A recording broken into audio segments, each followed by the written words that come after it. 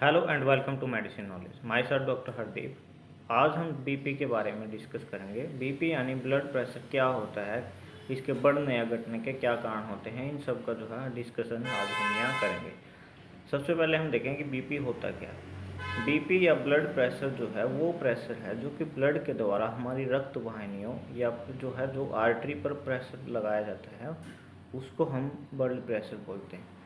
Normally इसका जो range होता है वो जो है 120 और 80 mmHg होता है। mmHg इसकी यूनिट है जिसके अंदर हम प्रेशर को मेजर करते हैं।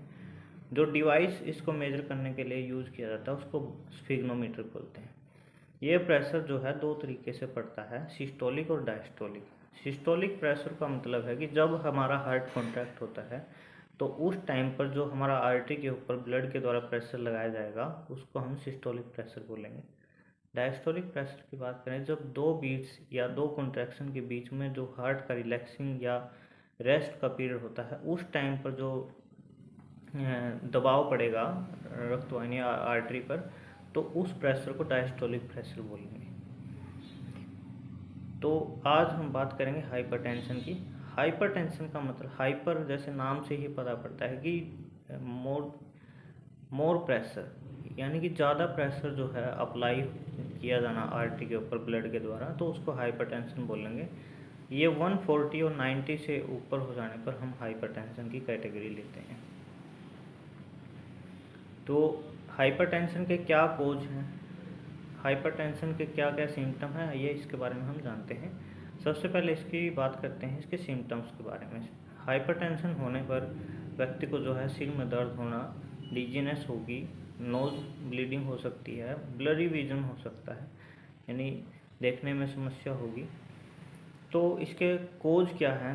सबसे पहला कोज है कि थायराइड प्रॉब्लम की वजह से भी ऐसा हो सकता है और स्ट्रेस की वजह से ऐसा हो सकता है। अल्कोहलिक अगर पेशेंट है या स्मोकिंग करता है तो उसमें भी ऐसी हाइपरटेंशन की समस्या देखने को मिलेगी। और एक एज फैक्टर भी ऐसा होता है कि जो 60 या 65 प्लस जो लोग हैं उनका बीपी बढ़ने की या घटने की संभावना बढ़ जाती है। या फिर किडनी डिसऑर्डर हों उनमें भी बीपी जो है हाइपरटेंशन देखने को मिलेगी। टू मच साल्ट अगर उनका खाने में जो है बहुत ज़्यादा साल्ट का प्रयोग करते हैं तो भी हाइपरटेंशन को देखने को मिलता है।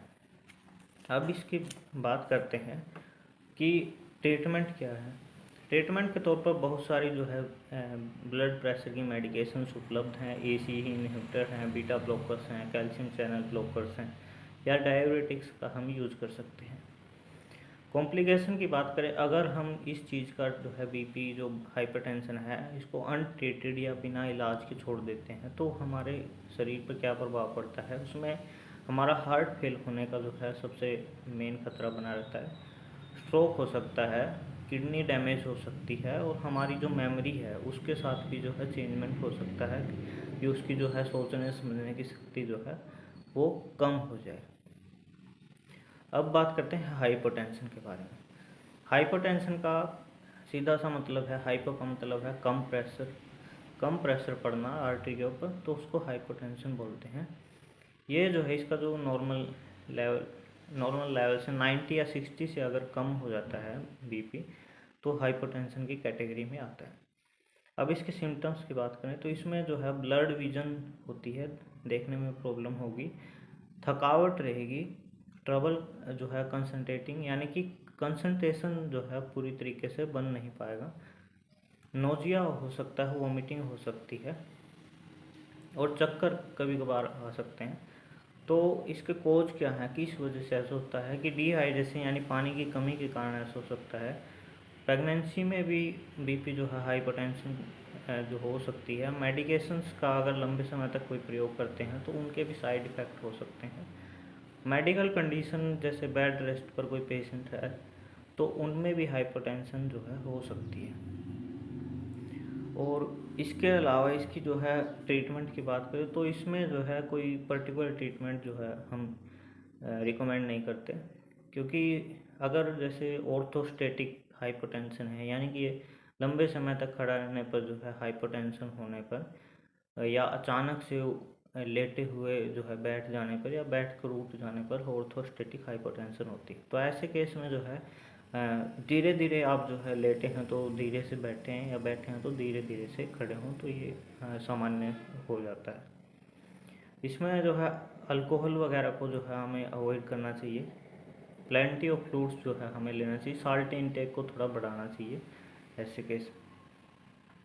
अगर हम इस चीज़ को अनट्रीटेड छोड़ देते हैं तो इसके जो है कॉम्प्लिकेशंस होते हैं, जैसे इसमें परमानेंट हार्ट डैमेज होने का जो है ज़्यादा खतरा बना रहता है। डीप वेन थ्रोम्बोसिस हो सकता है, या कोई स्ट्रोक हो सकता है, यानी कि जो ब्लड फ्लो अगर कम होता है तो कोई क्लॉट फॉर्मेशन होने की वजह से नस ब्लॉकेज वगैरह का खतरा भी बना रहता है।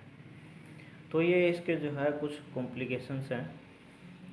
इनके अगर हाइपरटेंशन और हाइपरटेंशन की दोनों की अगर बात करें तो इनके प्रिवेंशन अगर हैं तो हाइपरटेंशन के केस में लो साल्ट इनटेक वगैरह से हम जो है थोड़ा सा इसको बीपी को कंट्रोल रख सकते हैं। रेगुलर एक्सरसाइज कर सकते हैं और स्ट्रेस वगैरह को कम करके, और हाइपरटेंशन के केस में जो है प्लेंटी ऑफ फ्रूट्स या साल्ट इनटेक को बढ़ाकर हम जो है इन चीज़ों को कवर कर सकते हैं।